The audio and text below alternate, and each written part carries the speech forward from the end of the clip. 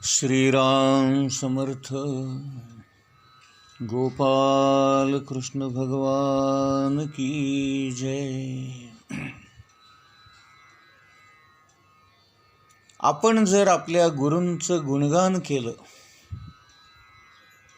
तर आज ना उद्या आपलं मन तसं झाल्याशिवाय राहणार नाही.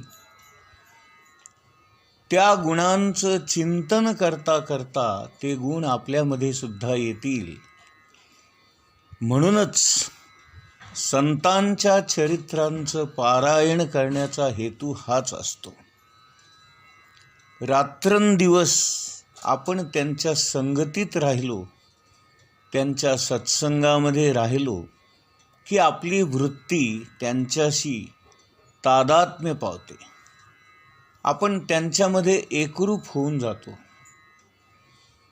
ज्ञानेश्वर महाराजांचं श्रीकृष्णावर इतकं प्रेम होतं की ज्ञानेश्वर महाराजांचा जन्मसुद्धा कृष्ण जन्माच्या वेळीच झाला.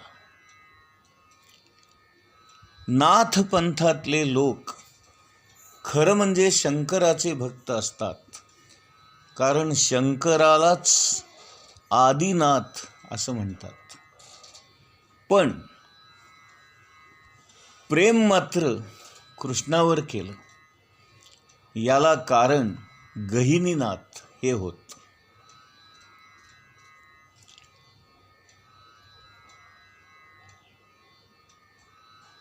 कृष्ण भक्ती ज्ञानेश्वर महाराजांनी या पंथामध्ये आणली आणि नाथपंथीयांना कृष्ण प्रेम निर्माण करण्याचं कार्य त्यांनी केलं. श्रीकृष्णावर ज्ञानेश्वर महाराजांचं इतकं प्रेम होतं की त्यांचं एक वचन त्यांनी मांडलेलं आहे. पांडवांशी सदा काळी कृष्ण राहिला जवळी, ज्ञानदेवा हृदय कमळी तैसाची विसावला. ज्याप्रमाणे भगवान श्रीकृष्ण सदा सर्व काळ पांडवांच्या जवळ राहिला, अगदी त्याचप्रमाणे तोच भगवान श्रीकृष्ण माझ्या हृदय कमळामध्ये सुद्धा तसाच विसावला, असं ज्ञानेश्वर महाराज मोठ्या प्रेमाने आणि आनंदाने सांगतात. आणि म्हणून आपण असं म्हणूया की ज्ञानेश्वर महाराज बोलत नसून भगवान श्रीकृष्ण परमात्माच त्यांच्या मुखातून बोलतो असतो. आपल्या गुरूंचं, त्यांच्या चरित्राचं रात्रंदिवस आपण जर चिंतन केलं तर आपलं अंतःकरण सुद्धा अशाच पद्धतीचं शुद्ध होईल. म्हणून ते म्हणतात, गुणानुवाद करता करता उपरती होई चित्ता. नाही का? ही जी ओवी आपण पाहतो आहोत 173वी. एका गुणानुवादू करिता उपरती होऊनी चित्ता, निरवधी तल्लीनता निरंतर. इथे ज्ञानेश्वर महाराज म्हणतात की आपल्या गुरूंचं गुणगान करता करता, त्यांच्या गुणांचा अनुवाद करता करता आपल्याला उपरती होते आणि आपलं चित्त शांत होतं.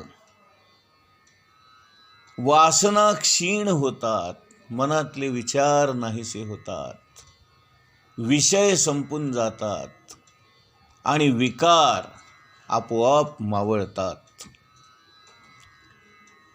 चित्ताला तल्लीनता येते आणि निरवधी तल्लीनता निरंतर. निरवधी म्हणजे अमर्याद, कायमस्वरूपी. निरंतर म्हणजे कायम.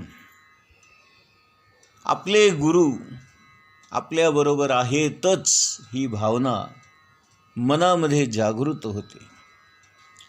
जेथे जातो तेथे तू माझा सांगाती, चालविशी हाती धरून या, अशी आपली अवस्था होते.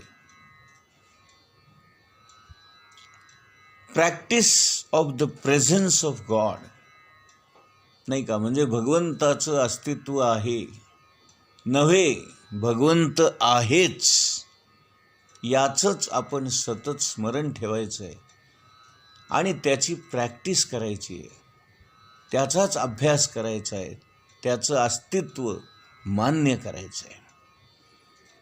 निरंतर शब्द याचा अर्थ अंतर नसणे, म्हणजे माझ्यामध्ये आणि माझ्या गुरूंमध्ये, माझ्यामध्ये आणि माझ्या भगवंतामध्ये काहीच अंतर नाही. तो आणि मी एकरूप झालेलो आहोत, एक जीव झालेलो आहोत, असा भाव याला निरंतर असं म्हणतात. एकदा ही अवस्था प्राप्त झाली म्हणजे आपण काळातीत होतो. काळाचं काही चालत नाही, वेळेचं काही चालत नाही आणि जागृती, स्वप्न आणि सुषुप्ती या तीनही अवस्थेमध्ये तो सदैव आपल्याबरोबर असतोच असतो आणि तो असतो याची आपल्याला जाणीव असते. चांगल्या भक्तांची तल्लीनता कशी असते याचं उदाहरण म्हणून भाऊसाहेब केतकर यांच्याबद्दल बेलसरे महाराज म्हणतात. भाऊसाहेब केतकर हे 92 वर्षाचे होते. त्यांना एकदा स्वप्न पडलं आणि त्या स्वप्नामध्ये एकाने त्याला विचारलं की बाबा रे, तुझ्यावर मूठ मारू का? तर स्वप्नातच त्यांनी उत्तर दिलं, मार की, त्यात काय एवढं विशेष, पण महाराजांना विचारून मग मार, असं त्यांनी त्याला उत्तर दिलं. म्हणजे महाराज यांच्या चित्तामध्ये किती खोल मुरले असतील बघा. स्वप्नात देखील ते महाराजांचाच विचार करतायत, महाराजांचीच परवानगी घेत आहेत आणि महाराजांच्या परवानगीनेच हे घडावं अशी भावना देखील व्यक्त करतायत, नाही का? हे फार महत्त्वाचं आहे. ज्ञानेश्वर महाराजांनी आपल्या गुरूंवर इतकं प्रेम केलंय की निवृत्तीनाथ म्हणजे त्यांच्या दृष्टीने एक आदर्श व्यक्तिमत्व आणि एक परमपूजनीय दैवतच जणू काही. आपला मोठा भाऊ आहे ही भावनाच त्यांची मावळून गेली होती. ते आपल्या भावाला कधीच भाऊ समजले नाहीत, तर गुरूंच्या आदराचं स्थान त्यांनी भावाला दिलं होतं आणि आपलं एक परमपूजनीय दैवतच आहे अशा प्रकारे त्यांनी आपल्या भावाची पूजा केलेली होती. तुकाराम महाराज आपल्या एका अभंगामध्ये म्हणतात, पिकलिया सेंदे कडू पण गेले, तैसे आम्हा केले पांडुरंगे. काम क्रोध लोभ निमाले ठाईची, सर्व आनंदाची सृष्टी झाली. याचा अर्थ असा आहे, कडुलिंबाचं जे झाड असतं त्याला लिंबोण्या येतात, त्या अतिशय कडू असतात, परंतु जशा जशा त्या पिकतात तशा त्या गोड होतात.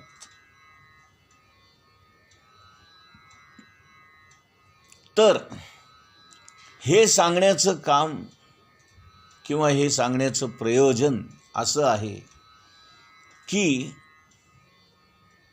जितकं एखादी गोष्ट पिकत जाते त्याच्यामध्ये गोडवा येत जातो, त्याप्रमाणे आपण सुद्धा आपल्या गुरूंच्या भक्तीमध्ये, गुरूंच्या गुणानुवादामध्ये, गुरूंच्या चरित्रामध्ये इतकं काही मुरून जावं की आपल्याला सुद्धा तो गोडवा प्राप्त व्हावा, आपल्यातला कडवटपणा नाहीसा व्हावा. आणि हे होतं बरं का. सत्संगामध्ये जर आपण राहिलो आणि खऱ्या अर्थाने आपण जर मनापासून आपल्या गुरूंवर प्रेम केलं, संतांवर प्रेम केलं, तर नक्कीच आपल्या मनातला कडवटपणा, आंबटपणा, तुरटपणा, तिखटपणा नाहीसा होतो. आणि हळूहळू गोडवा प्राप्त होतो. पण एक मात्र आपल्याला करावं लागतं, रात्रंदिवस त्याचा ध्यास घ्यावा लागतो, अभ्यास करावा लागतो. बोलावा विठ्ठल, पहावा विठ्ठल, करावा विठ्ठल जीव भाव, हे असं आपलं आचरण असावं लागतं. तुका म्हणे देह भरिला विठ्ठले, काम क्रोध केले घर रीते. आपण जर विठ्ठल नामाने आपला देह भरून टाकला तर हे विषय, वासना आणि विकार यांना जागाच शिल्लक राहत नाही. आणि मग ते म्हणतात, साठविला हरी जेणे हृदय मंदिरी. आपण त्या हरीला आपल्या हृदय मंदिरामध्ये साठवून ठेवावं. मग का नाही हरीचे गुण आपल्याला प्राप्त होणार? पुढची ओवी बघूया, 174वी. एक ऐकताची निवाले, ते देह भावी सांडिले, एक अनुभवे पातले तद्रूपता. आता इथे कानांबद्दल ज्ञानेश्वर महाराज सांगतायत, एक ऐकताची निवाले, ते देहभावी सांडिले, एक अनुभवे पातले तद्रूपता. आपली जी 5 ज्ञानेंद्रिय आहेत त्यांच्याबद्दल ज्ञानेश्वर महाराज आपल्याला सांगतायत. आता ते कानांबद्दल बोलतायत. आपण इतकं लक्ष देऊन ऐकावं, इतकं लक्ष देऊन ऐकावं की ते ऐकल्यामुळे आपलं देहभान हरपून जावं. एक ऐकताची निवाले, ते देहभावी सांडिले. सत्संगामध्ये जेव्हा आपण असतो आणि जेव्हा आपण भगवंताचं स्मरण करतो, भजन करतो, पूजन करतो, त्याची कीर्ती गातो, त्याचं चरित्र गायन करतो, या सगळ्या गोष्टी आपण इतक्या तन्मयतेने, इतक्या एकरूपतेने ऐकाव्या की आपलं देहभान नाहीसं व्हावं.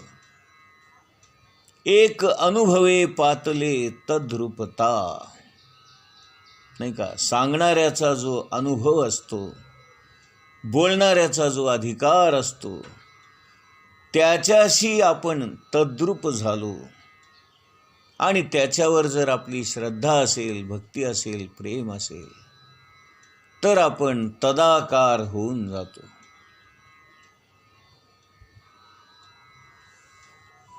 एक निसर्गदत्त म्हणून महाराज होऊन गेले.